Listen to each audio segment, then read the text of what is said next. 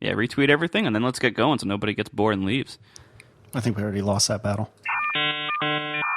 So what are we talking about this week? So what are we talking about? Well, this was a big week. And first and foremost, WWDC tickets happened. They did. And that was interesting. And it was nothing like we predicted at all. We were completely wrong. Which I was right, because I don't know. Well, but I don't remember what I said. What did I say last time? I think I said that I thought I would get a ticket, and I did. So I was right. Well, how about that? No, I don't know. I saw it going very differently in my head. I mean, I knew it would be quick, but I think I saw someone who someone who had the source that cannot be named that said it was 71 seconds. Yeah, they said like it was nuts. like somebody I guess had dinner with somebody who would know, and they said it was something like that. Yeah, that seems reasonable to me.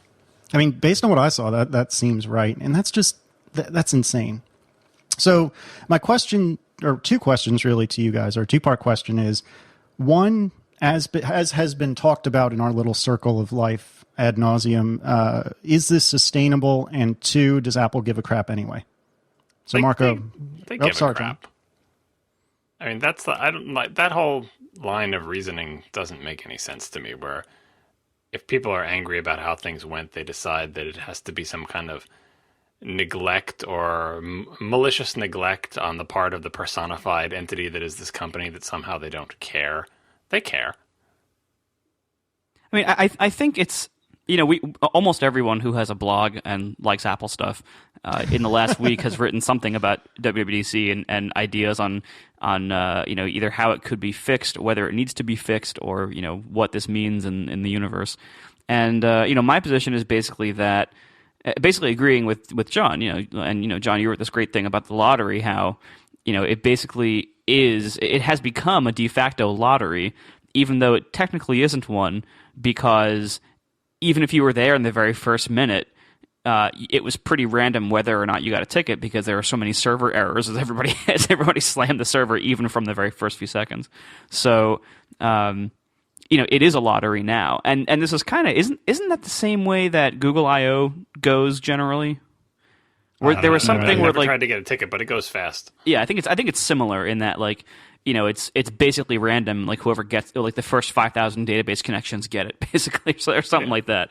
And there's no point in that, because if there's nothing you can do to increase your odds, then it is a lottery. I mean, you could say there's something you can do to make sure that you have non-zero odds, but you can't do anything to increase them, because it's just the luck of the draw.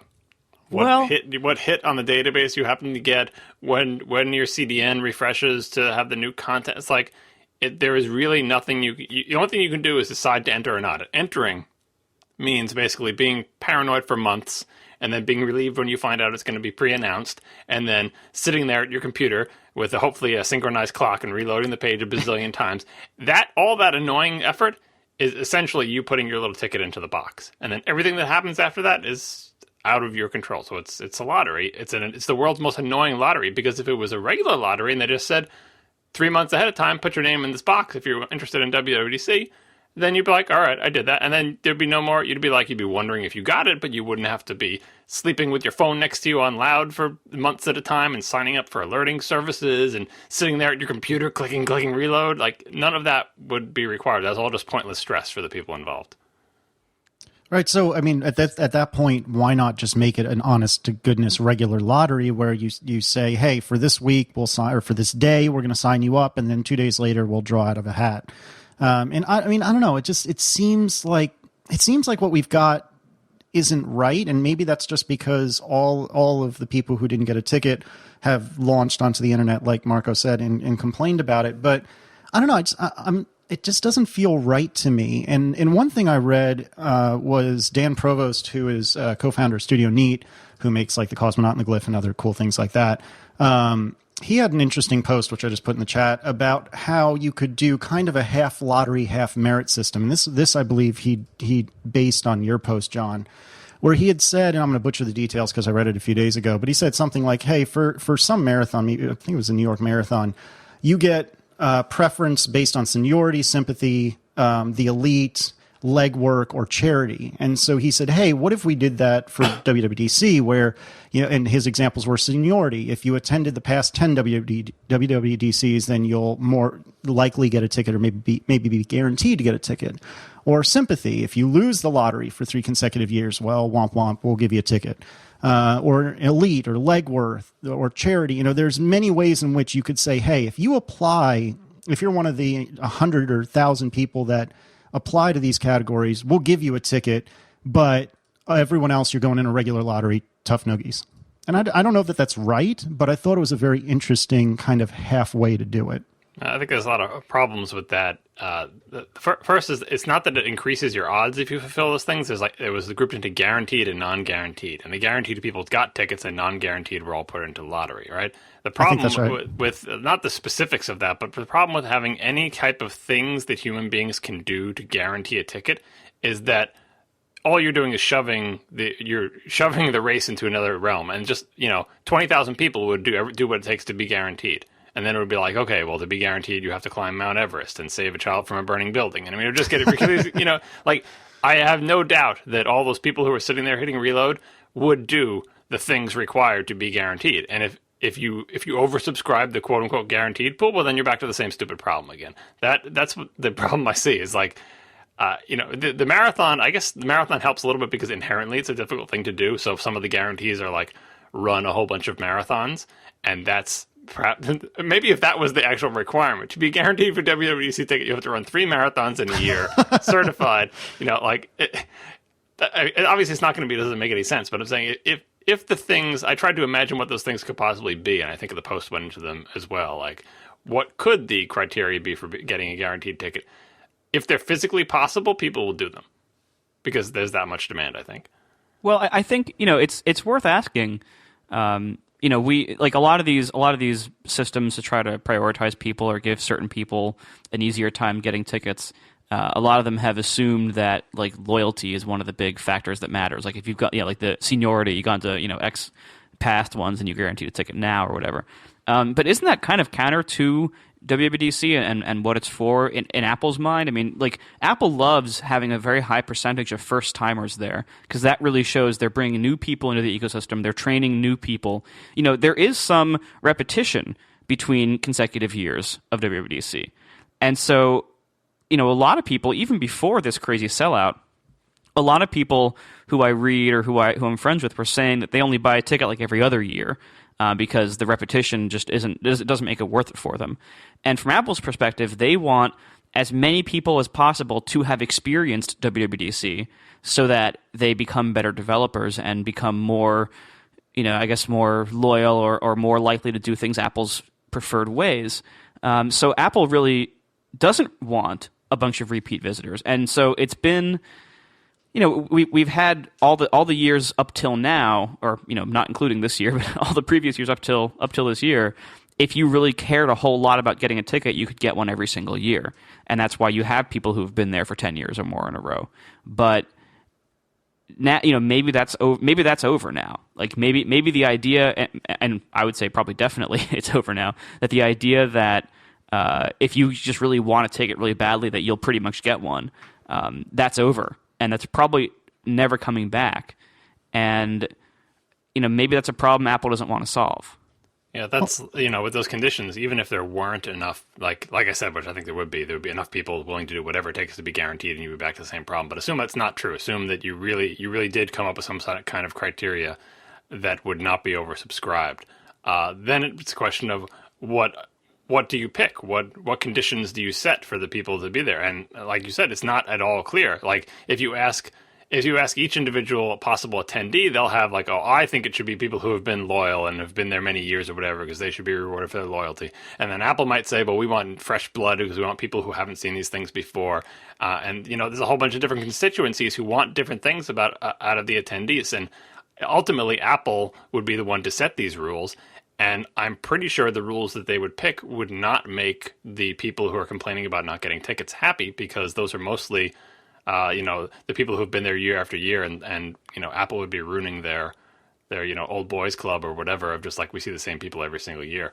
I think it's a moot point, though, because I think there are no conditions that could possibly set that would not be oversubscribed. The only way out of this I can see for the people who want to see all their friends at the same time every year in San Francisco is what's kind of been happening with the alternative conference taking place alongside WWDC. So Right. sure, everybody go out there. Obviously, the hotels can probably hold everyone, right? So everyone go out there, whatever week WWDC is announced, and attend whatever conference you want, which may be WWDC or maybe something else, and see all your friends at night. And, because there's nothing, Apple can't stop you from you and a bunch of people all going to the same city for the same week and hanging out at night and going to bars. You can still have that part of it. You just can't have the part where you're all in the same conference hall if there's 20,000 of you and it only holds 5,000. Right. And I think, Marco, you touched on an interesting point a minute ago, which is WWDC kind of is two-headed in the sense that, to me, part of it is evangelizing the platform. And by that, I mean grabbing new people and encouraging people who are new to the platform. And then part of it is just the general knowledge transfer of here's best practices, here's what's new. And it's hard to serve both of those audiences well, in general, doubly so when you only have, 5,000 or 5,500 tickets. Mm-hmm. And so I don't know. I don't know where they can go from here, but I think making WWDC bigger is probably not the answer. And I think, like John said, I mean, maybe it's just that the alternative things take over. I mean, I know the three of us were pretty much bent on being there no matter what, and that's what's happening. We're all going to be there. So I don't know. It's just, it's hard. I don't know where to go from here. That's a really good question. I don't know either. I mean, I don't... all the suggestions of scaling up the conference and adding capacity, renting out the other Mosconis and everything, all of those suggestions sound like they would ruin it.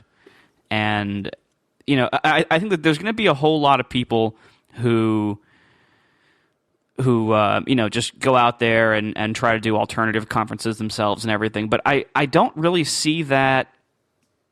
I don't know. I mean, I guess we'll see this year, but I don't really see that catching on. I don't know how it could catch on.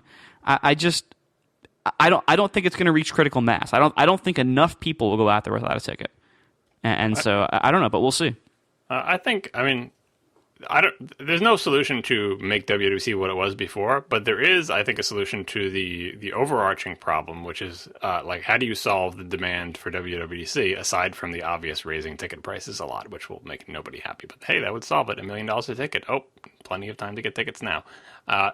Is that Apple needs to communicate more with the developer community throughout the year in some way that at least approximates the fashion that they communicate at WWDC. Because what happens at WWDC is you have a chance to do in person. Obviously, they can't always simulate that, although tech talks help. Informal, direct human communication, non-corporate communication, not communicating through official channels in written form with DTS, not burning one of your support tickets, not talking to the app review board, not communicating through button presses in iTunes Connect. All those other ways that developers have to scream into the void and throw their bugs into the black hole that is Radar Web and the whole 9 yards. Apple developers crave human contact, and if Apple can communicate more with human beings during the year in a way that satisfies some of that itch, so you've got some thorny technical problem, let there be some chance in hell that you're going to be able to get the type of support you can get in a WWDC lab. Talk to an actual human in an informal way. I mean, I guess labs are formal too, but just that's the reason people are dying to go to WWDC, because that one 15-minute exchange they have pays for the whole trip, right? And if Apple was, I'm not saying you have to be super duper engaged with the community and be something that they're not. They can still be Apple, but they're too far over in the other direction of being, we don't talk to you at all except for WWDC, and that's your one chance to come in contact with the insides of Apple. And that's why everyone needs to be there. Everyone wants to be there. We got, if they were just a little bit more open as a company in their communications with developers and a little bit less rigid, I think that is the only thing you can do to tamp down the incredible demand for WWDC. Yeah, no, it's tough because how do you, like you said, stay Apple and stay secretive but while doing something more than WWDC. And we'll see how the Tech Talks go this year. I didn't go to any last year. You guys didn't either, did you? I couldn't.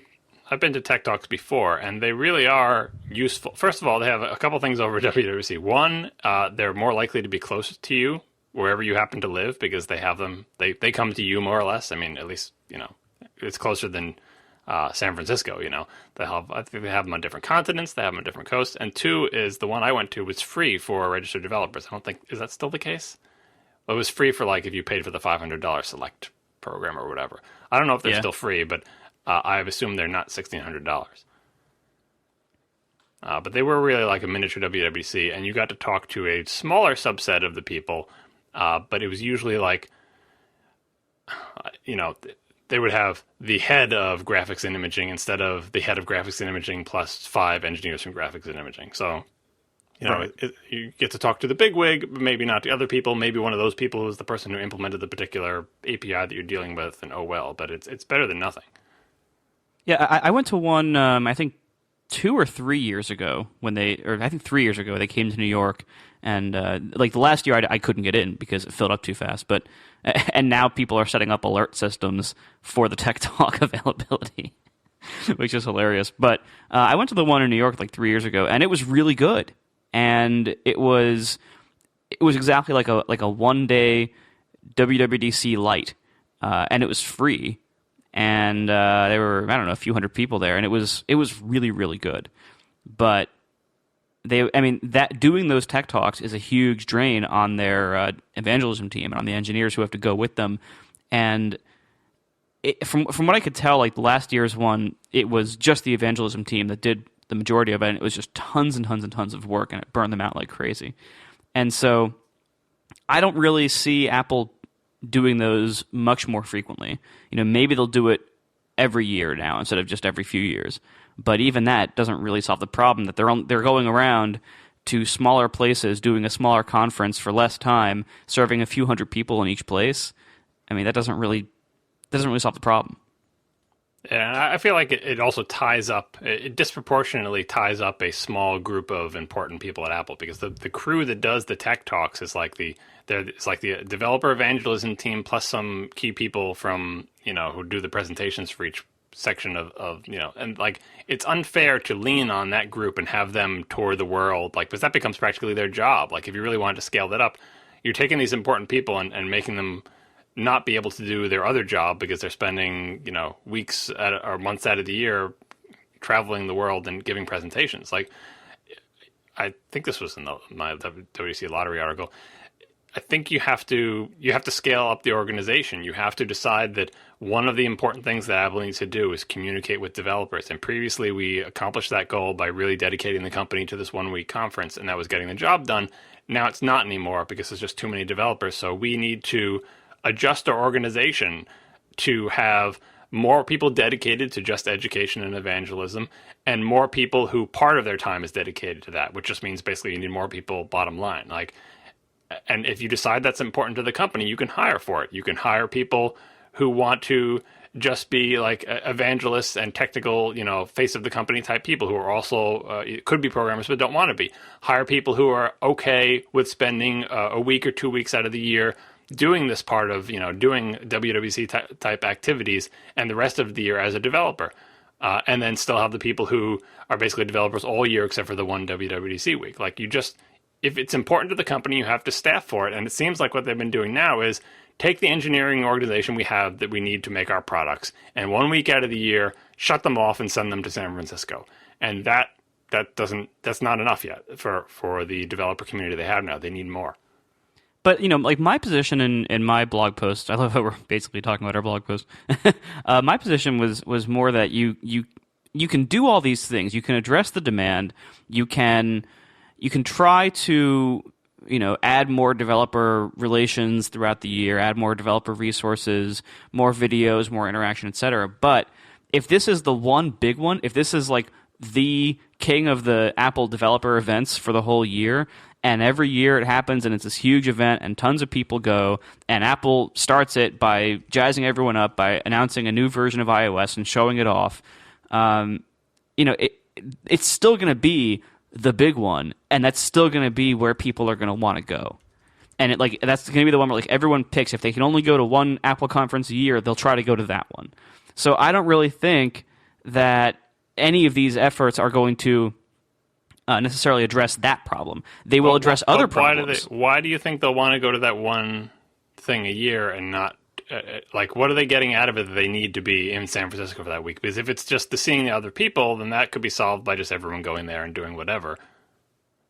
No, but it's the new shiny thing. I get to be there in person for the new shiny thing. Well, that's a separate issue. Is like I saw a lot of people saying, "Oh, I think they wouldn't have such demand for WWDC if they just like separated the keynote or whatever." My impression is that first of all, everyone who goes to the WWDC does not get to see the keynote in person. I'm not sure how many people who don't attend the conference know this, but there's just not enough room in that room. Like the room, what does the room hold? 2,000 the Presidio when they open when it it's up? full. I think it's more like 3 or 4. Right, but there's 5,500 people there at least, right? And so not everyone fits in that room, all right? So just because you get a ticket doesn't mean you're guaranteed to go in there. And second, like press is a portion of that, and they get press passes to go just to the keynote. They don't get to go to the rest of the conference. It seems to me that, like, I know that's kind of a draw, and that's the most publicly visible thing, but there's a whole week-long conference filled with people, and the press people who are, I don't know what percentage of the keynote do you think is press? Maybe 2%, 3%? I don't know what percent it is, but those people are not there for the rest of the week. They're gone. They're off writing their stories. They're interviewing developers, doing whatever. People want to go to WWDC because it's a week-long conference and they go to the sessions, or at least they go to some of them, or they go to the labs, or they do something. If you took away the keynote entirely and just said this is just a developer thing, you would scare away the press wouldn't be there, but they're not the ones buying up all the week-long tickets anyway. I feel like if you separated out the keynote there and are the announcements, because who's spending $1,600 and a week in San Francisco just to see something they could see live on video, and that, you're not getting anything out of being there, especially now that Steve Jobs is gone and you don't have any celebrity. It's just Tim Cook. He stands on a stage, he announces things, you can see it from anywhere. You get the news in real time. I don't think that's why the tickets are selling out. I think it's because developers want to go to WWDC. I mean, there certainly is a portion of that. Like there are people who, they work for smaller blogs or sites, and Apple Press doesn't give them press passes because they don't care about them or they don't like them or whatever, and they just usually try to buy tickets too. I see a lot of people doing that, but the problem is that might be a couple hundred people at most out of the 6,000 people who get tickets. So it's not that big of a slice. And then there are certainly people who buy tickets who aren't press and who aren't developers necessarily, or who aren't full-time developers at least, who kind of like they buy it because they just kind of want to be there, or they try to get their company to buy it because they just want to be there because it's kind of cool. But again, I don't think that's a whole lot of people, relative to this massive pool of developers who want to be there. So like these little subsets are there of people who, like, depending on how you define it, may not deserve a ticket or might be wasting a ticket. But anybody who's been there in the last couple of years, that even after keynote day, all the sessions are still crammed full. Like all the popular sessions, like it's not that everyone just buys a ticket to see the keynote and then leaves. Some people do, but all the sessions are still packed full, and you can't even get into some of them on Thursday. Still well into the week. So it isn't. There are people who do that, but it's not a meaningful quantity. Like I said on a past show, I think the attendance does taper off during the week, but it's mostly because every person doesn't want to go to every session. So how many of the people who clamored for WWDC tickets are desperate to go into like the Cortex session? Maybe not a lot of them, and maybe that room isn't that full, and maybe people have hangovers and sleep in late and the whole 9 yards, right? That's because it gets distributed in a natural way. The keynote is a big rush because anyone who wants to be at WWDC is interested in what they have to say, and hey, you're in there, so maybe you'll wake up early and go. But some people don't even bother waiting in the keynote line. They're like, I'll just see it in the overflow room, or I'll just sleep late, or whatever. Mm-hmm. It does thin out, and that's why I mentioned on a past show that you could oversell it by a couple hundred to squeeze in a little tiny bit of extra capacity, because what I definitely didn't want was, expand the conference to be much, much bigger. So maybe you could squeeze in 100 or 200 more, and I bet people who don't have tickets would love it if they expanded it just by 50, 100 more people, as long as they were one of the 50 or 100 more, right?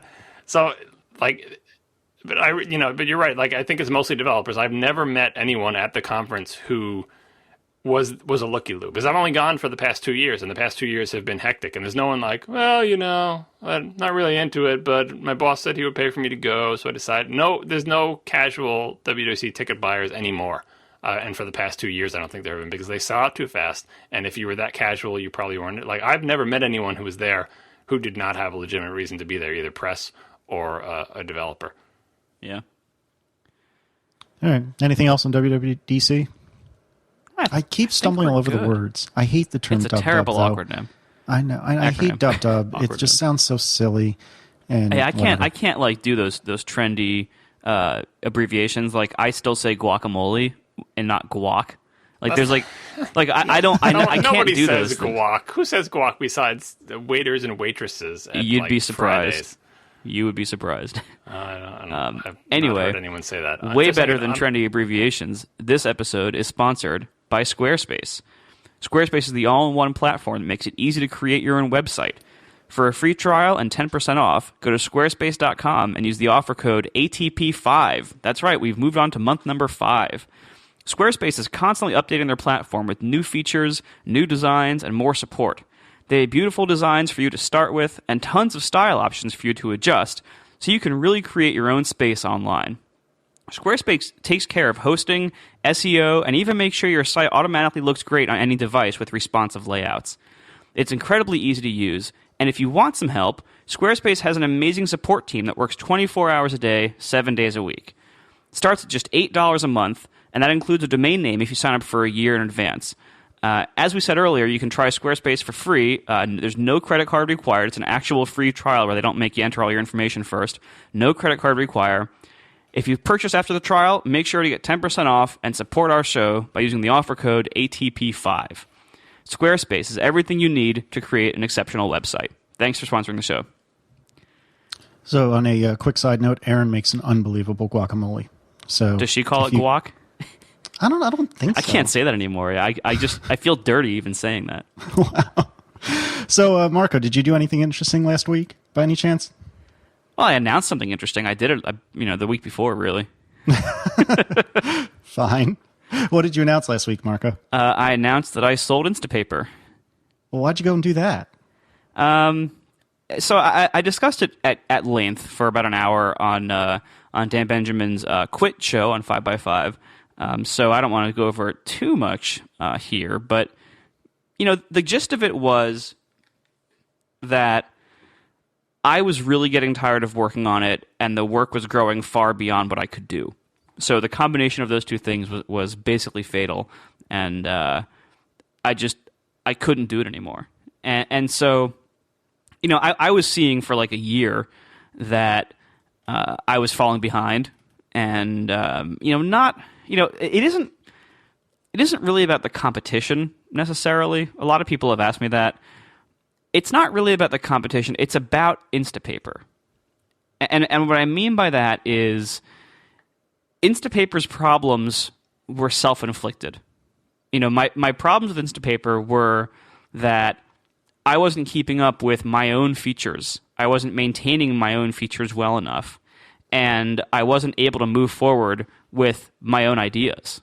And so, it doesn't help that there was a lot of competition in the last couple of years, but that's not really why I wanted to get out of it. And the main reason why I wanted to get out of it was because I couldn't keep up with it anymore myself. And a lot of people might think that it's for podcasts or for the magazine or whatever else, and it really isn't that. People always dramatically overestimate how much work the magazine is for me. In reality, the editor, Glenn Fleischman, does like 95% of the work for the magazine. I work about half a day every 2 weeks on it. So it really isn't a huge time sink. It isn't about that necessarily. It isn't about competition for my time. It's that even when I was motivated to spend 100% of my time doing Instapaper, that amount of effort is no longer enough to drive the service, to keep it even just simply maintained, let alone moving anything forward and making any big updates and doing any kind of major upgrades and redesigns and anything else. So I think, so what I wanted was a staff. What I needed was a staff. But I've been doing this for 5 years, and I'm a terrible manager. So the combination of a little bit of burnout, a little bit of wanting to try new things, and knowing that I would be terrible at managing a staff, I realized that was a terrible idea for me to hire people directly.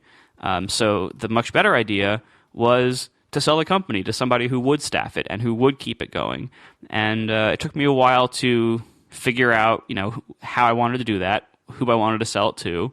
But, as I wrote in the post, like one night at like 1:30 a.m., I jumped out of bed because I realized, oh yeah, I should sell it to BetaWorks. That would be perfect.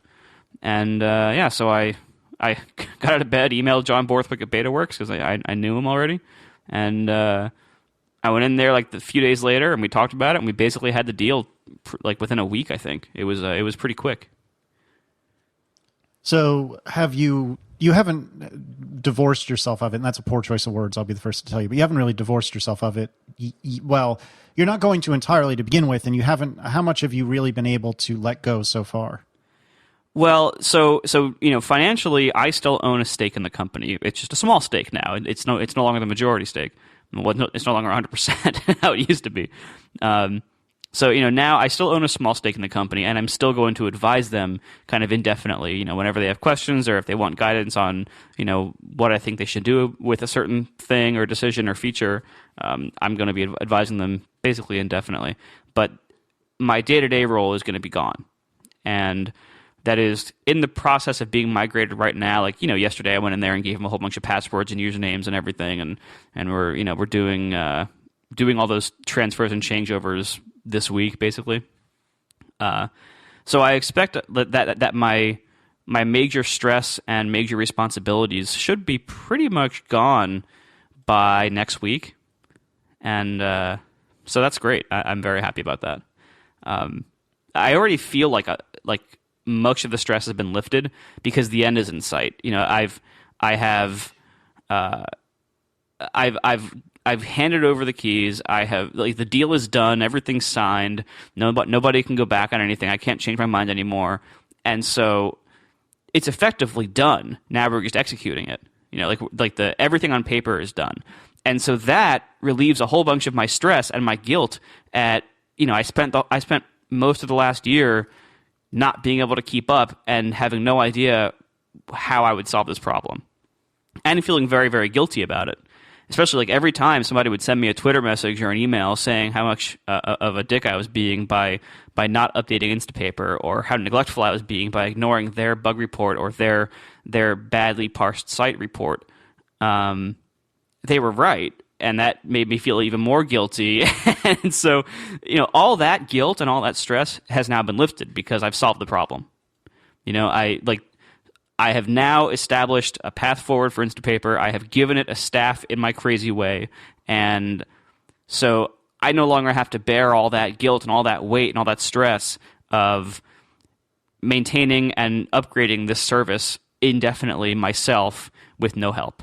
Do you want some more stress? Because I have some more for you. Sure, yeah. This is a question that I don't think Dan asked. I listened to the Quit episode that you were on.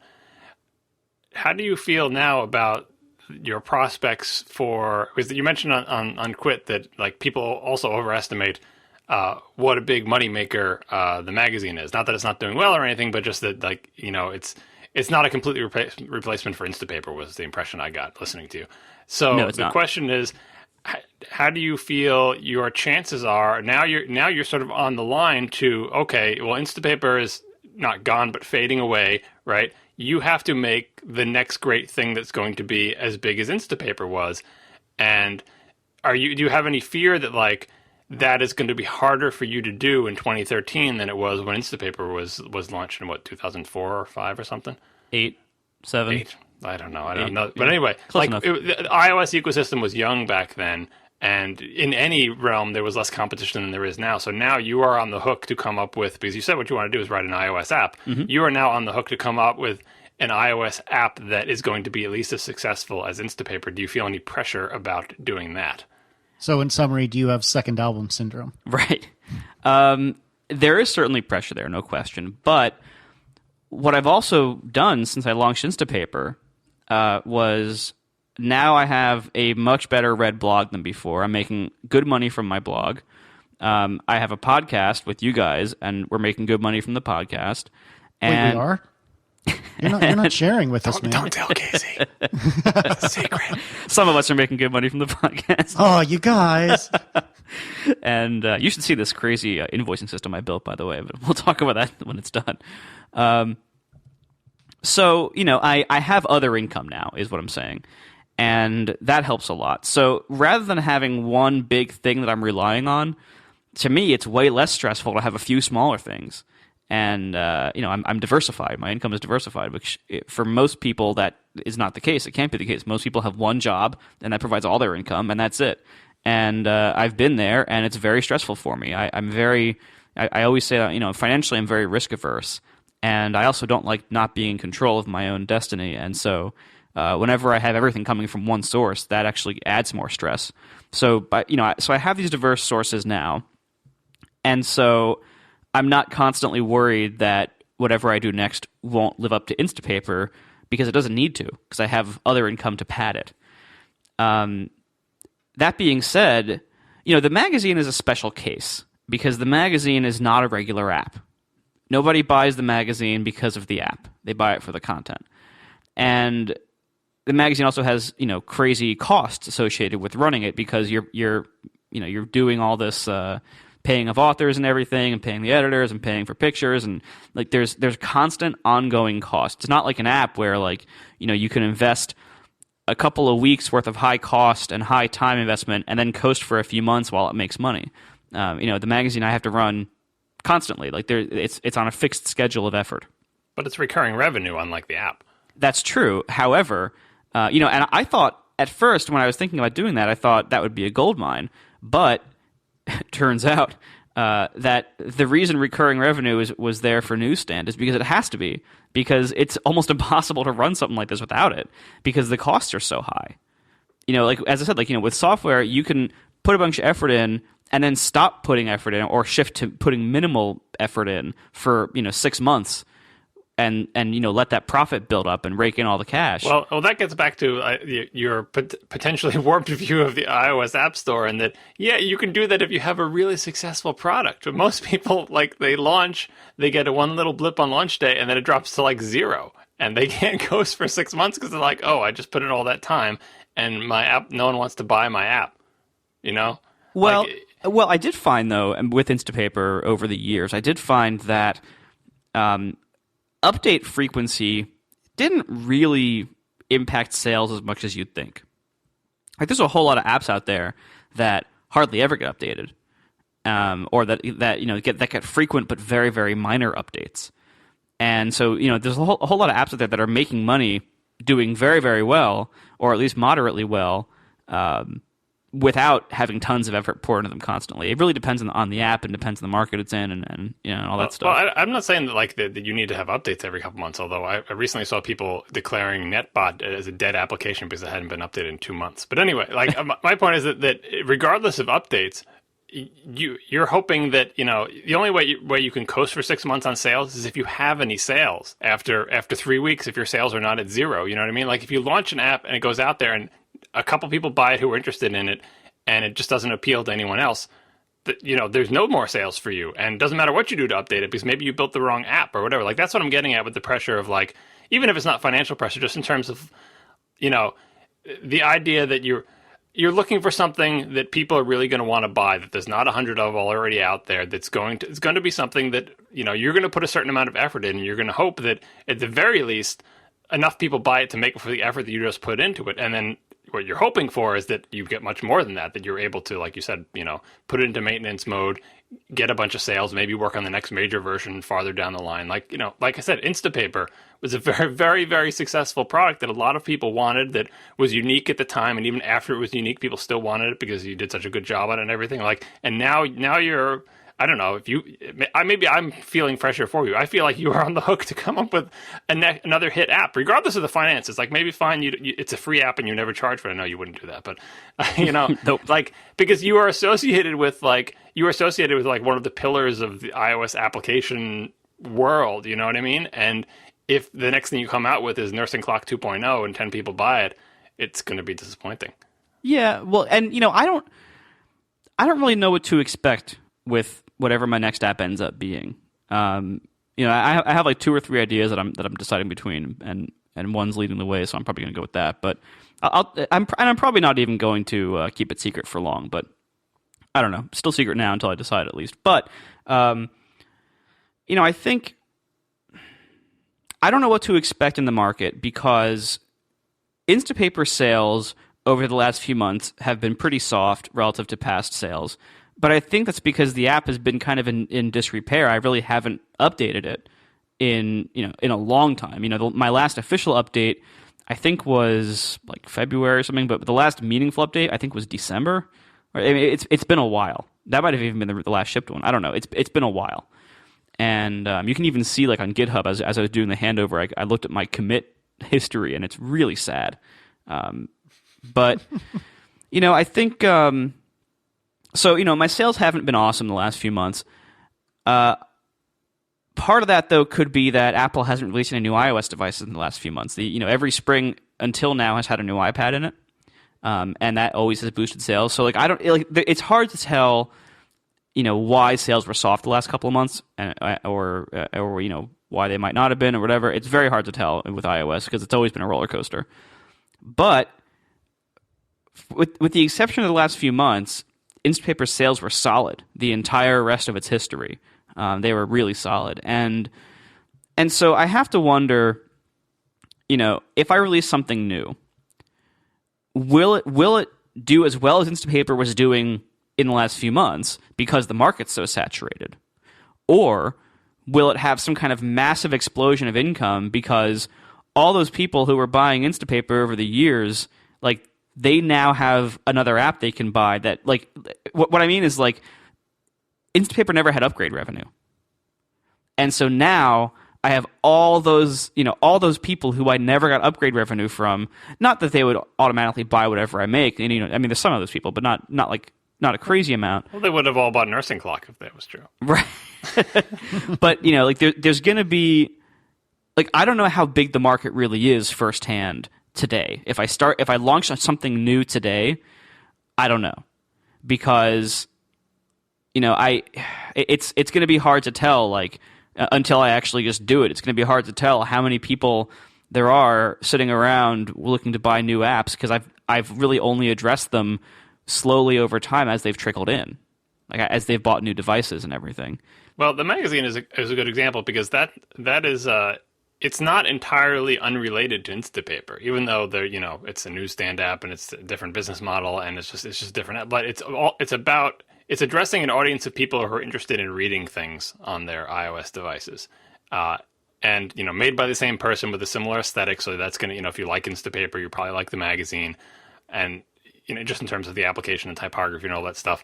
So that was kind of like a natural sibling application. And it's the type of thing where you feel like if you have a built-in audience of like fans of your products and you go off and make, again, Nursing Clock or like a random game or something, maybe, the audience that loved Instapaper, maybe they like games, maybe they don't. Maybe they're a lactating mother, maybe they're not. But right. with the magazine, it's like, oh, well, you probably like reading stuff, and here's another way for you to read even more stuff, and, that works. And, that, I think having a built-in audience helps, but you have to, sort of know your audience a little bit. I'm sure you wish this too. You had better information about the people who are buying your applications and how they found them and all those other things that you've complained about so many other times that you don't have about how do where do the Instapaper buyers come from? How do they come to you, and how satisfied are they, and what aspects of Instapaper do they like and not like, and all these things that you wish you knew about your customers, and all you see is just, a number that hopefully makes a nice graph that goes up or at least stays level at a high level. Well, and I don't, with the magazine is not a good indicator because, as I said, people don't judge it based on it being an app. They judge its content because it's conceptually a magazine. Just nobody really judges paper magazines based on the quality of the paper they're printed on. Well, don't sell the magazine app short because so many people, myself included, have rejected electronic versions of content that they otherwise find interesting because the applications are so awful. And you, by not making an awful application, that's part of the Instapaper brand of your whole thing was I can make that awful website that it's impossible to read nice and readable for you. And the magazine is nice and readable. And I think that is really a factor because there are publications I read in paper that I refuse to use their iOS apps because they're terrible and slow and bulky and want to download 700 megabyte issues and all those disgusting things that are not an issue with the magazine app. Yeah, but most people, the magazine app, no matter how good I make it, you're only going to be using it for, maybe an hour every 2 weeks. Yeah, it's mostly like a lack of a negative instead of like, oh, a big positive. But I think the lack of a negative is standout because the other people competing in this field have such big negatives in that area. Right. But it's I what I'm saying is like I don't think it represents the app market very well because people don't judge it as an app. They judge it as content. And that's a very different business. And Well, I think to John's point, it's both, but it's more about the content than it is about the app. Because I mean, if the app was a steaming turd, nobody would buy it. Or maybe well, that's not true though, because look at all the Condé Nast apps. Well, and then I was going to say, maybe your fans, however you define that group, be that 1 or 1,000 or 1 million, maybe some of them would buy it, but presumably nobody else. Well, Condé Nast has the built-in audience of the people who are interested, from the paper world of whatever magazine they're shilling their bad app for. You know what I mean? So like that's it's not fair to judge against that because they have people who are, I don't know, what's a property that's like, I don't know, Vogue magazine or GQ or whatever, or Rolling Stone. I don't know if any of these are Condé Nast, but like name brands before iOS existed. And despite their terrible applications, people will come to that. So content really is driving those things and they're fighting their way through the applications. But for me and for more tech savvy people, even if I like the content, there's just a limit to what I can tolerate from these applications before I say, it's actually better for me to just get a paper version. Right, but I think it's probably fair to say that you might be a little bit more critical than the average person.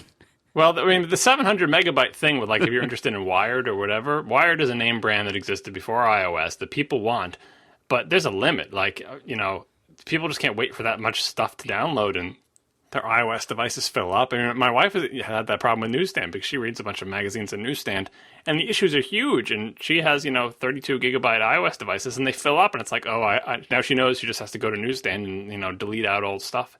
And it's because these things are gigantic, these magazines that should not be this big. Yeah, but you know what? The reason why they are that big is because in the grand scheme of things, it doesn't matter. Because in the grand scheme of things, as you said, she's had these problems with these apps, and as I'm sure she's experienced, they're not that great to use. The reading experience isn't that great, but she still subscribes because they're not being judged as apps; they're being judged as magazines. Well, I mean, it's a lot of it is carryover from name brands. Just think of the Daily, which didn't have a pre-existing name brand, had an awful application that people didn't like, and you could say, oh, well, the Daily's content wasn't as good. Is the Daily's content not as good as, People magazine? It's probably about the same, or USA Today or whatever. It's just that People in USA Today were names that existed before iOS, but right. The Daily was not. And that means a lot. Yeah, but Marco Arment was a name before the magazine. And so I think to some degree, I think you did trade on your name, and that's not a bad thing. I mean, I definitely you should. And I don't, and so I'm curious to see with whatever comes next. Assuming it's not Nursing Clock 2, how that ends up. I did have one other question for you. Out of curiosity, and maybe you don't have a good answer for this, but what has surprised you since the announcement, other than the absolutely hysterical at replies, many of which you retweeted? Oh, they were great. I was dying laughing all of whatever it was, Thursday, Friday. Watching all of them, but what has surprised you? I mean, when was your first really good night's sleep? Was it immediately after you opened communication with BetaWorks? Was it as soon as you released? Both? Neither? I think it was last night. It was the night that I got home from their office, from visiting them the first time after the sale had closed and doing this whole transfer of a bunch of stuff. But I don't know. So to answer your other question though, wait, I forgot what was it? What surprised you? Right, that's right.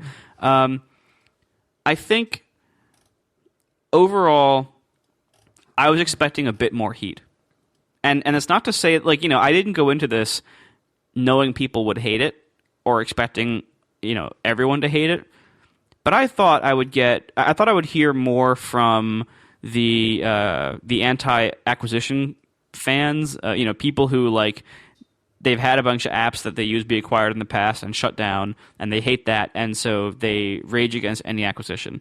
I think the only actual negative I read from anybody who I thought was remotely credible, I think on that was Ben Brooks, who complained. He said he briefly considered switching to Pinboard when he first read my announcement because it was acquired by somebody. But with the exception of Ben, I don't really think certainly nobody else who I would consider like, a legitimate person whose opinion I want to listen to, like none of them had a major problem with it. And I don't know. I mean, because I think if you're a real, if you're a devoted Instapaper user, I think you could read my blog post and you could see how I was saying I was having trouble keeping up with it for the last year. And if you're a devoted user, I think you'd read that and say, yeah, he's right. Because you would know. You would have seen very few updates in the last year, and very few, very very little maintenance going on, and not a lot of movement on the feature set. Any devoted user can see those shortcomings, and so I was really expecting a lot more flack from that crowd, and I didn't get it, and I'm very happy about that. Really, I'm very pleasantly surprised that the response was ridiculously positive. I think people are okay with it because they could see a plausible, like the story you put together. I'm selling this to these people, and they're going to take it and run with it. People look at that and like, yeah, that makes sense, because it wasn't like when Sparrow goes to, I think Sparrow announced at the time of the acquisition, but sometimes a company buys another thing and you know it's doomed, because you can't imagine any reason they would keep it around. It just doesn't make any sense. So with you selling to who you sold to, it's like, oh, well, that's what they do. They're not going to shut it down. They didn't get you. Like, the only reason they would do this thing is if they wanted to have this product. And later, when they screw up the product by putting ad banners on top of it or whatever, we'll blame them, because it'll be like, well, when he sold it, it wasn't like pure. When he sold it, it was a story that made sense. Surely they're going to keep this product and they're not going to immediately shut it down. So that your responsibility is gone once you've given it a good home. And if the home turns out not to be so good a year later, we don't go back and say, "Damn you, Marco, for selling it." Now we blame the new owners for mistreating us. To be fair, it's never wise for me to assume that people will read what I write before responding. Yeah, but like I said, it's not the opinion. people you care about responding. If they're going to read it, Yeah. So that's why I think that people weren't angry, and I wasn't angry or anything like that. And the other thing about like you feeling guilty about not adding features, I know from doing enough tech support with my family and everything that applications that don't change as long as they do what people want them to do are actually kind of a comfort. I'm trying to walk my sister through the Google Reader shutdown now, and she would just like it if the ancient version of NetNewsWire she's using would continue to work forever and ever exactly the same way as it always did. And if, Instapaper not changing for a year, you think it's the end of the world, but people who are using Instapaper happily for a year, they're like, what was wrong with Instapaper? I use it every day. It's fine. I read things on it. You know what I mean? Like, I know you get the email of like the text parser screwing up or whatever, but that's a small fraction of the audience. Most of the people are just using it happily. And as far as they're concerned, there's nothing wrong, because they're not cruising the market for read it later services every day, comparing them, weighing them, and they're just using their phone or their iPad happily with these applications, Oh yeah, I mean, I still use Instapaper every day, and it's fine, but it could be so much better, that's very clear, and the text parser could be so much better, and there's so much about it.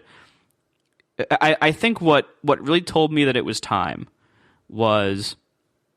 There was about a 2-week period where David Smith had convinced me to try to keep it and try to work on it, and before deciding to sell it, and I did, and I started like one night. I sat down and I was all motivated, and I sat down and started the big 5.0 branch and started tearing stuff out and started changing major things around and started laying the foundation for what I wanted to do in 5.0, and I wasn't motivated to do it for more than about 20 minutes. And that's what really told me, like, you know what? I really don't want to be doing this anymore. Because I looked at the giant mountain of work ahead of me to do even just like a modest redesign and a modest feature set addition. And I didn't want to do it. I would like froze up, and it was like being told when I was, in middle school, being told I had to sit down and do my homework. I just did not want to do it, and motivationally, I had no steam left, and that's when I knew. That was probably back in probably January or so that I did that, and that's when I knew I have to start finding somebody to buy this thing. And I had a great talk with Brent Simmons, because Brent said a few times, I think, in the past. He said on various podcasts or his site or somewhere, he said, because people always asked why he decided to sell NetNewsWire. And his usual answer or his theory was something along the lines of, I know that once I no longer want to work on something, I need to sell it and give it to somebody. And it's the best thing for everybody, really. It's the best thing for you because you can go on and do something else. And it's the best thing for your product and your customers because they'll then be in the hands of somebody who actually wants to work on the thing and actually make it better. So, and when Brent said that, I don't know, probably years ago, it stuck with me. And so I actually called him, too, when I was thinking about what to do here. And I talked to him, and he was very generous with his time. And yeah, he basically kind of encouraged me to follow my instinct. And he's like, if you don't want to work on it anymore, you don't want to work on it. It's simple as that. There's not a lot to really change that. So that helped a lot. So a combination of David Smith and Brent Simmons, I really owe them some thanks for helping me clarify what I wanted to do. Cool. All right. Do we want to do one more, or do we want to cut it now? We could do one more. What do we got? All right. I was curious if you guys had any input, and I don't think we've talked about this on the show, any input into this this new, or not new, this, I can't think of the word I'm looking for, but anyway, there's a rumor that that iOS 7 will be flattened, and Johnny Ive has gone through like Godzilla and flattened New York and iOS 7. And I was curious if you guys had any insight, not insider information, but just insight into what you think that means, whether you believe it, etc. This is like the most boring rumor ever because, like, it would be more exciting if, I guess it would be exciting with screenshots, but like as soon as Forstall was out, like the ink hadn't, the virtual ink hadn't dried on these stories being written about him going out, the people weren't saying that means the next version of iOS will be flat. And like, I mean. And this is just like as we creep up on the date, the noise about that ramps up. And now you start getting unnamed sources, but we don't have any screenshots yet or whatever. But yeah, this is what everyone's been saying, right? It's like it's kind of like leading up to the iPad announcement. We're like, what do you think? Is there going to be an iPad? Yeah, like where there's smoke, there's fire. So it I don't know if it's going to be as extreme as people might be picturing it, but it makes perfect sense that things had gone very far in one direction and a change in leadership away from the guy who was reportedly in favor of that extreme direction is obviously going to result in the thing looking different. So show me the screenshots is what I have to say. I'm just waiting patiently. This is fully what I expect, but it's kind of like confirming things we already thought. Yeah, I don't know. I think it's more likely that I think the reason they had to do this is because people are so, we've talked about in the past, people are so kind of complacent and just so bored with smartphones, and in particular with iOS and Apple products in general, that I think Apple needs to do stuff to shake things up a bit. Even normally in the past we've always kind of stuck with if it isn't broken, don't fix it, and Apple doesn't need to redesign things for the sake of redesigning them. But I think in this case this year, I think they do. Because iOS does look kind of old. iOS 6 gave a minor refresh to some of the controls and everything, but it still looks mostly the same way it did in 2007. And, Apple has never had this severe pessimism before. It's never reached this level before. So I think they do need to just shake things up. Just refresh things. And different isn't necessarily going to be worse. Chances are, if they're rethinking things at all, if they're going into it saying we're going to have a major change, then it's probably going to be better overall. And so I think this is. I think the rumors of it being a very major visual change are very plausible. And if they do it, I think it'll both be good and necessary. There's two things this reminds me of. One is an older episode of Hypercritical I did talking about the Surface tablet and the Windows Metro UI, and one of the things I said on that episode was that if you spend a long time staring at the Metro UI, this was like a video that showed like the philosophy behind it. If you spend a long time staring at that, as I was watching this hour-and-a-half long demo of this guy explaining the philosophy, and then you go back and look at any iOS device, the iOS device looks old. It looks weird, like wood textured and big 3D lumpy things. And it's like, that looks like the past and this looks like the future. And the second thing I'm thinking of is if you look at the evolution of macOS 10 and its look, which changed many times, frequently for fashion-based reasons, from the incredible pinstripes and the shiny blue buttons and the things like now you go back and look at a 10.1 screenshot and you're like, oh my God, how did we ever use that, right? To the slow evolution to remove the pinstripes, not as much textures. The buttons are no longer giant, teal capsules. Now they're a little bit flatter, now flatter still. Now all the windows look the same. Now brush metal is gone. macOS 10 has evolved, and it seems like every Apple OS, and hopefully every Apple application if we're lucky, is forced now to go through this thing where you get like the bam, here we are, aqua, gel buttons, pinstripes, textures, crazy things, and then you just have to you have to mellow with age, and it seems like iOS had a particularly exuberant adolescence where it went a little bit crazy with green felt and wood and stuff like that, but now it's kind of like the Leopard thing where in Leopard they unified the look of all the windows and got rid of brush metal, if I'm remembering. I think it was 10.5. And, it makes sense for it to be maturing in that direction, but I think the other, overall in all of this is the idea of fashion, and that is a real thing. And it's not change for change's sake, it's fashion because fashion changes. And if staring at Metro and then looking back at my iOS device makes my iOS device feel heavyweight and old and look like a Walkman from the 80s, that's time for the fashion to change. So I think this is a completely natural evolution, and I, for one, welcome our new flat overlords.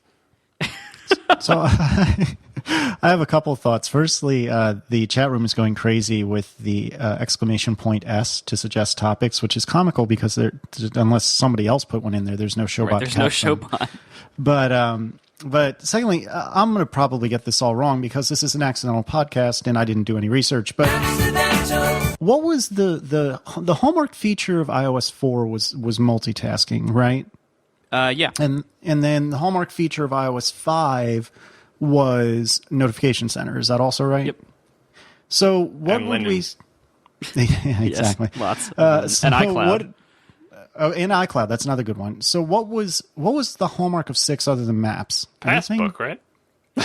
There kind of wasn't just one. It was a Right. combination of more iCloud and more and better iCloud, tons of new APIs for interface and stuff.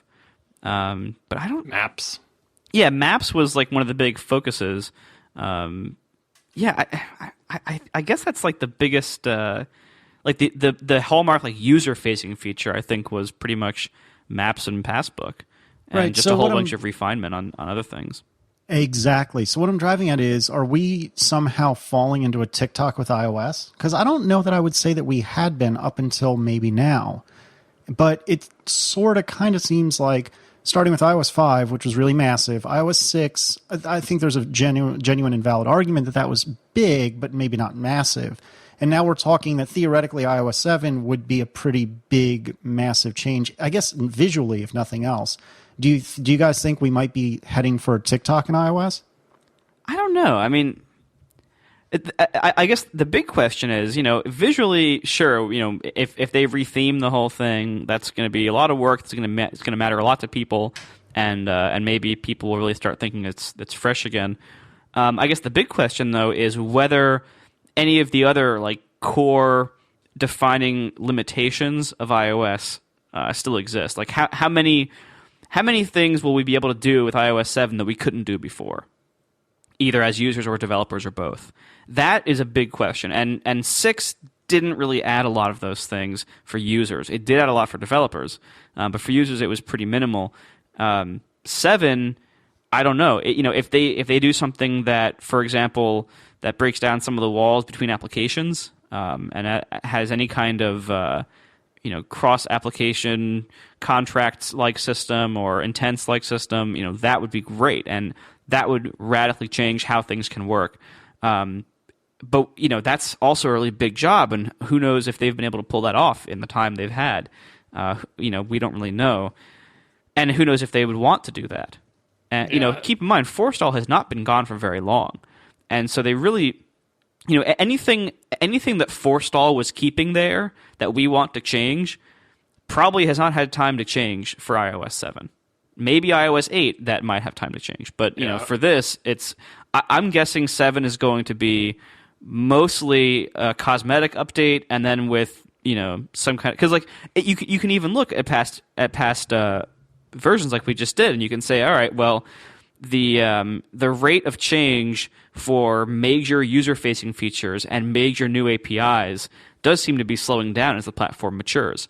So there's not a whole lot of low-hanging fruit left. Like, last year we got Passbook because, we already did all the other big stuff that was doable in that time. So, you start getting these kind of like lighter weight features. Game Center in iOS 5, I think, was Game Center, or 4.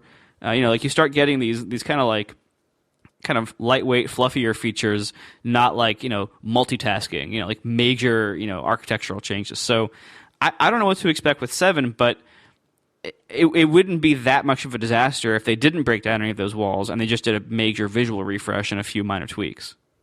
I was thinking of like iOS 7, you have to divide into two halves. One half is the features that were planned and partially implemented before Forstall was gone. And the second half is anything that happened after he was gone.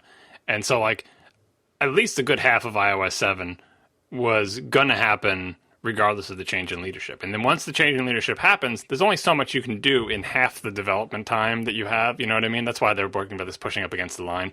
And one of the things he could presumably do in half the time is like a reskin type of thing. But the one semi-interesting thing I saw in these rumor articles was the idea that built-in applications that people use every day that come to define the iOS experience could potentially be rethought, not in terms of the look and feel, but in terms of like the feature set and how they work.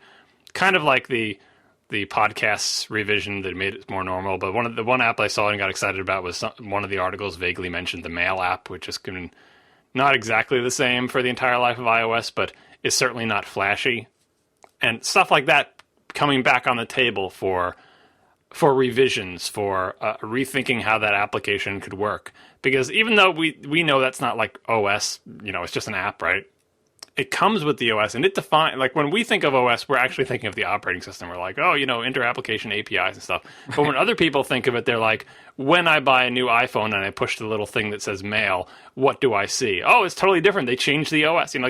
That's that concept of an OS, basically, the stuff that comes on my phone, is probably just as important, if not more important, than the actual stuff that just makes up the OS. And in both realms, I think there's a tremendous amount that can be improved. I mean, we've talked about inter-application communication, but like there's the whole natural evolution that iOS is going to climb as the hardware gets better. Like, just in terms of the out-of-memory killer and not being able to run background applications and like all of these things that they're not coming down this year. They're not coming down next year. They're going to be around for a long time, but we're slowly clawing away at them as the hardware starts getting, eventually the hardware in our phones will be at the level of the hardware in our sad 2008 Mac Pros right now, right? It's not there now. My Mac Pro has 16 gigs of RAM and my phone does not. And, but we'll get there. And once we get there, the out-of-memory killer becomes less important. You know what I mean? And not being able to run in the background maybe becomes less important depending on how much better battery technology you can get, some all that stuff. So there is a long, slow, painful road for the OS to climb as a natural evolution of it. But in the meantime, there's so many other things they can do to make the actual using of the phone better simply by revving bundled apps and doing server-side stuff. Like I know you said, it's not a big deal, but like Maps, Game Center, and stuff like that, that's stuff that's actually happening off of your phone. And it's going to become increasingly important and it will increasingly define the experience of using your phone. So even it doesn't seem like iOS 7 has anything in it. If there's some big, massive, important server-side feature, like you can watch any TV show for free for $2.99 a month paid to Apple or some crazy-ass pipe dream or whatever, and all they do is put like a video player on your phone, you're like, wow, that's amazing, but it all happened off of your phone. So is that a feature of iOS 7? Well, no, it's a feature of Apple's crazy content deals with, the world of media and things happening on their servers. But I think that's just going to increase with time. The things that happen off of your phone are going to become just as important. Well, I think they are that they are just as important today. Just Apple has not done very well historically in that area. Yeah, I'm being optimistic for 2 seconds. It's passed. I think something else to consider also is that we're now in a time. Steve Jobs officially left the company, and then died a few months later, unfortunately. But he officially left the company. What now? 2 years ago? Roughly, or 1.5, something like that. Has it, or 2.5? Right. Well, it's been a couple of years at any rate, And from what we know from various reports, it sounds like Forstall really carried a lot of Steve's torches.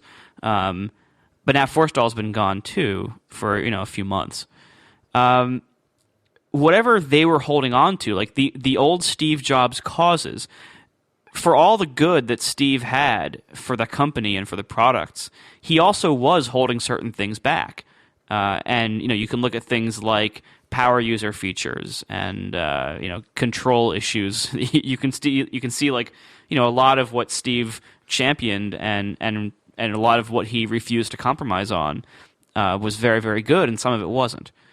And so we're seeing now, like, it's been long enough that the post-Steve Apple is really starting to build its own personality separately from the Steve past. And Forstall being out, I think, is going to accelerate that in a few ways, because he had a lot of power and was very loyal to Steve and his ideas, as far as we know. So we might start seeing some of these walls in iOS fall more quickly than we hoped. We read rumors, I'm sure all of us read them, that OS 10.9, is it? Are we up to 10.9 already, the next one? Yes, 10.9. Oh, what are they going to do with 10? Anyway, OS 10.9, the rumor is that it's going to have better power user features, like more power features in the Finder and stuff like that. They just said tabs. That's hardly a power user feature. Yeah, that's kind of weak actually. But like, if they do go that direction, I think that's worth paying attention to, because so far Apple, in most of the previous releases, especially with Lion, I think it took a major step backwards for many power user features or possibilities thereof. But I think it's worth looking at Apple from the eye or from the perspective of, like, what are they doing now? Like, look for signs of a potentially major course change in their products, and not just one big one, but look for little course changes. I think the podcast app might be a microcosm of this. Like, you can see, like, they had this crazy, like, extremely polarizing, mostly bad design in the first version after they split it off from iTunes, and then the new update kind of toned all that down. And a lot of people said that was like, a Forstall versus Ive kind of thing, but we don't necessarily know. It doesn't seem that severe, but it was like the 1.0 of that app was very clearly a Steve Jobs style app. Whether he ever saw it or not, I don't know, probably not, but that was very much a Steve Jobs style app. And then the new one is a major course change from that, and now going towards better. And so I wonder if I'm it's probably too soon to really see a whole lot of that so far in iOS 7 and OS 10.9, but I bet we're going to see some of it. I bet we're going to see hints of it and the beginnings of it, and I'm really curious to see how that turns out. I think you are onto something there. I think we can start a new meme here, and the new meme is Steve Jobs as the new Forstall, because everyone's blaming, like, whatever thing you don't like, it was Forstall's fault, and now that he's gone, it will be fixed, right? But if you extend that backwards to Steve Jobs, you say, Steve Jobs is the one, he was the one who was making the mail app be so simple for all these years. Damn him, and now finally he's gone, and we'll have, I'm mostly making a joke there, but, like, about the podcast app and everything, you're right, we don't know who's responsible for what and everything, we just can look at coincidental timings, but one thing we do know from years and years of talking head videos from Johnny Ive is his design philosophy as expressed in those videos. And we know two things. One, I think that really was his design philosophy, because he was Steve Jobs' design guy, and I don't think he was up there spouting something he didn't believe in. And his philosophy has always been that the thing has to be true to itself, and whatever it is, whatever essential element, I mean, this works much better for hardware than software, but whatever essential thing that's essential about this thing, like the flower iMac, where the base has to be true to being a base and hug the ground, but the screen is thin and it should float in the air, or that it shouldn't have extraneous decoration or bulges or other things that are not a part of the essential nature of the hardware product, right? That is his hardware philosophy expressed over and over and over again and embodied in all of his products. If he applies that same philosophy to software, which is an if, but if he does, the essential nature of a podcast application is not an animated tape deck. Like I can imagine him thinking about, what does it mean to listen to audio on an iPod? Not what does it mean to, what kind of things in the past can we connect it to and whatever. It's the reason people think he's against skeuomorphism and all that other stuff, because he wants to know forget about the past. On this device, on this thing, what this thing is doing, how is this software true to itself? And we don't know how that embodies itself yet, but I think we'll start to get a feel for it when we see what iOS 7 looks like, and hopefully even more so, not so much what it looks like, but if he tackles, maybe not this version, but the next version, some commonly used application, whether it's Safari or Mail or some other thing on the phone or on the iPad for that matter, and rethinks, like, what does it mean to browse web pages on a portable device, and what is the essential nature of that activity, and is it different than a toolbar on top, a toolbar on bottom with a little numbered button that you click to, like those type of things I like to see him rethink, and this will be really interesting to see how his hardware philosophy transfers onto software. Do you expect much of it in the sense that, as you just pointed out, this isn't his normal cup of tea? So do you expect that that'll be successful, or would you wager that it will be kind of ugly or a little rough at first? I worry about the fact that at least half of iOS 7 happened before the switcheroo, right? So I worry about him trying to jam too much into the second half of iOS 7 development, or I don't know how much time he got on this, but I know this is not going to be like a top to bottom iOS. 8 will be that, if assuming he's still on board, right? So I worry that doing too little means just shipping an iOS 7 that's not changed that much. And like, oh, Johnny Ive didn't make a difference. And trying to do too much is like, oh, we got to reskin everything and everything's got to be radically new and we got to redesign all the built-in applications, and then you don't have time to really polish it. So, or it's all buggy as crap. Yeah, there's that on top of it as well. So I worry about 7 for those reasons. But assuming there's not another change in the leadership, 8 should be where we really get to see. It's all Johnny Ive at that point, and we don't have to worry about any leftover Forstall or Steve Jobsism. Who was that guy messing everything nobody up? Liked him anyway. Yeah. All right. Do you want to end on that? I think we're good. All right. Well, thank you very much to our sponsor this episode, Squarespace. They're everything you need to create an exceptional website. Use offer code ATP5 for 10% off, and they'll tell them that we sent you. And thanks, guys. Please rate us on iTunes in the podcast review directory. Unless you don't like the show, then you can skip that step if you'd like. And I believe that's it. Now the show is over. They didn't even mean to begin, 'cause it was accidental. Oh, it was accidental. John didn't do any research. Marco and Casey wouldn't let him, 'cause it was accidental. Oh, it was accidental. And you can find the show notes at atp.fm. And if you're into Twitter, you can follow them at CASEYLISS. So that's Casey Liss, MARCOARMENT, Marco Arment, SIRAC, USA Syracuse. It's accidental. They didn't mean to. Accidental. Tech podcast so long.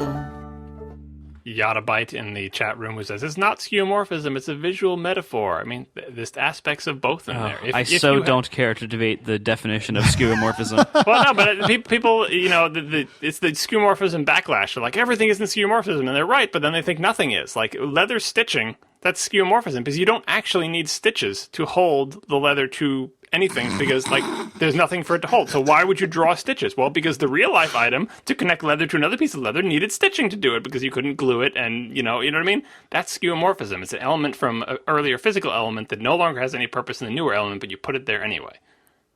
Yeah, I don't know. I don't even want to agree with you, because I don't want to hear from people about this. Yeah, seriously, I think I just passed out briefly. I think I do agree with you, but I don't want to commit to that. You can just look it up. It's a word. It has a definition. You can look it up. And that's fantastic. There are visual metaphors and there is skeuomorphism, and they are different things, but they overlap a lot. Hey, so in wildly unrelated news, I finally unloaded the Subaru, so you rat bastards can leave me alone now. Now you only have one white car. God, I hate you so much. I knew I was setting myself up for that.